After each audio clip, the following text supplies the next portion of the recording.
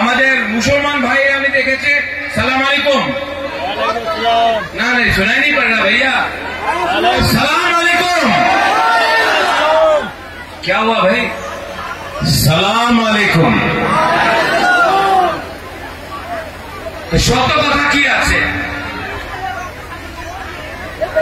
কেন সব জায়গাতে আমাদের বড় বড়ক আছে জনজাতি আছে মুসলমান আছে প্রত্যেক জায়গাতে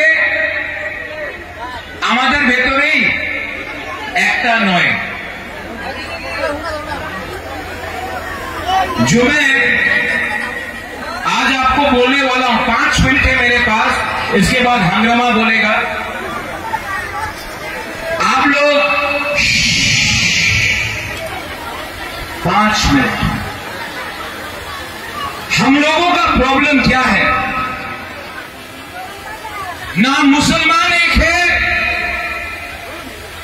ना बोडो एक है ना आदिवासी एक है ना मेरा गोरखा एक है ना बंगाल में एक है ना त्रिपुरा में एक है ना दार्जिलिंग में एक है ना असम में एक है इसके लिए आज हम लोग गरीब हैं आज हम लोग वंचित हैं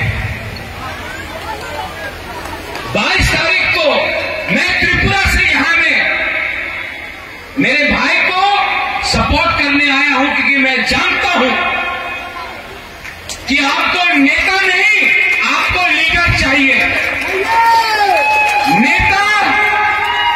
नेता राजनीति करता है पॉलिटिक्स करता है लीडर अपने जाति को आगे ले जाता है आज हमको नेता नहीं लीडर चाहिए लीडर वो जो झुके नहीं ना झुके दिल्ली के सामने ना झुके गुवाहाटी के सामने लीडर वो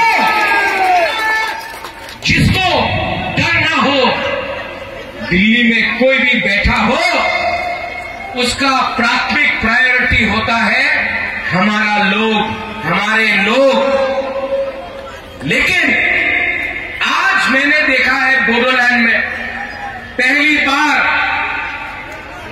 कि दिल्ली से नेता आकर बोल रहा है बुलडोजर चलाएगा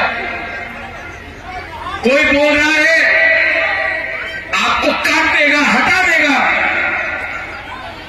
ये लोग सस्ता राजनीति करता है सस्ता राजनीति मैंने भी देखा है त्रिपुरा में सस्ता राजनीति यहां में आपको हिंदू मुसलमान करके बांटेंगे लेकिन दुबई में क्रिकेट खेलेंगे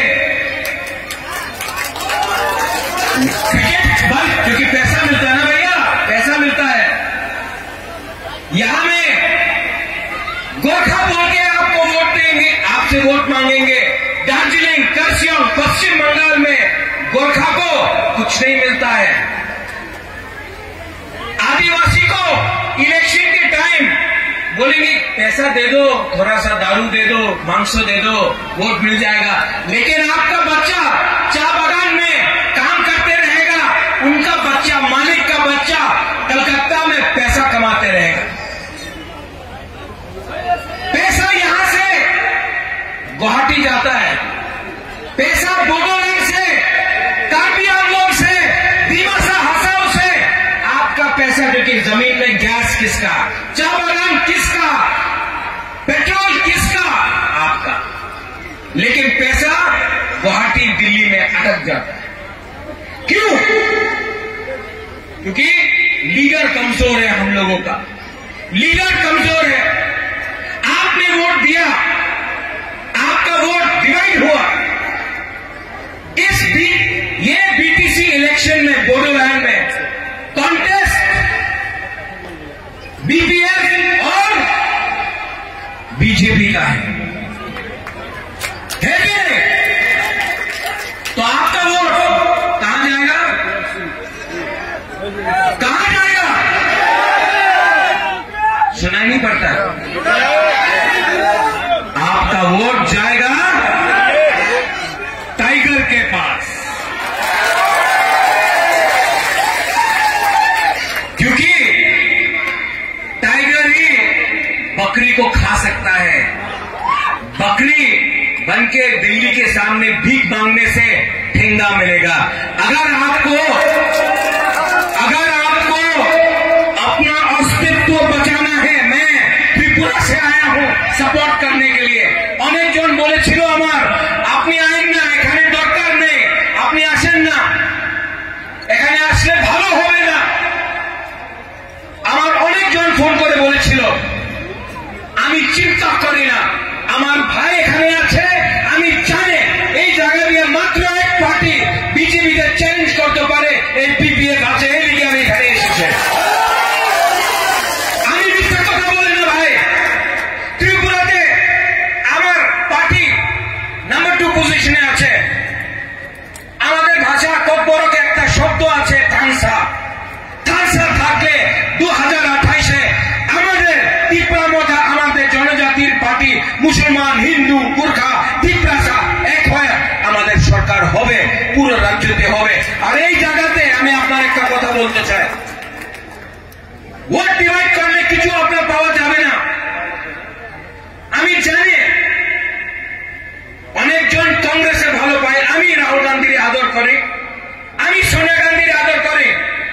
বাট এই ইলেকশন রাহুল গান্ধী ভার্সেস সোনিয়া গান্ধী নয়, এই ইলেকশন আছে বিপিএফ ভার্সেস বিজেপি। আর আপনার একই চান্স আছে বিপিএফ এর আপনি ভোট করেন, দেখা যাবে।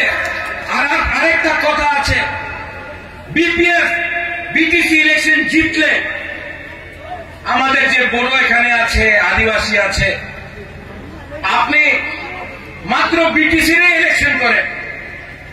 বিটিসি ইলেকশন জিতলে 2024 ইলেকশন হবে।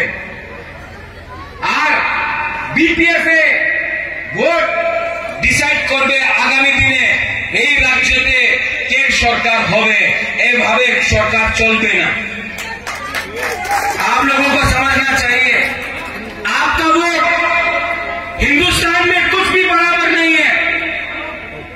किसी के पास पैसा ज्यादा है, किसी के पास कम है, किसी के पास गाड़ी है तो किसी के पास स्कूटर भी नहीं है, किसी के पास बंगला है, आपके पास झोपड़ी है। बराबर नहीं है इंडिया, लेकिन एक चीज में बराबर है, अदानी का वोट और आप गरीब मुसलमान बोलो आदिवासी का वोट भी एक है, अंबानी का वोट और आपका वोट भी एक है। और वो वोट 22 तारीख को आपको करना, आप डिसाइड करो वोट कहां जाएगा। मैं बोलता हूं हंगामा के वहां जाएगा, आपका कैंडिडेट के पास जाएगा, हाँ कि नहीं। और जो लोग बोल रहा है बीटीसी के बाद की होवे, 2026 इलेक्शन है, खेला होवे, खेला करना है तो पहले बीटीसी जीतो, उसके बाद देखना हमारा टाइगर क्या करता। और मैं हूं सपोर्ट के लिए, मैं हूं यहां में। सब लोग সময় কম আছে, হাঙ্গামা এখানে এখন উনি কথা বলবেন, বক্তব্য দেবেন। একই কথা আছে, एक है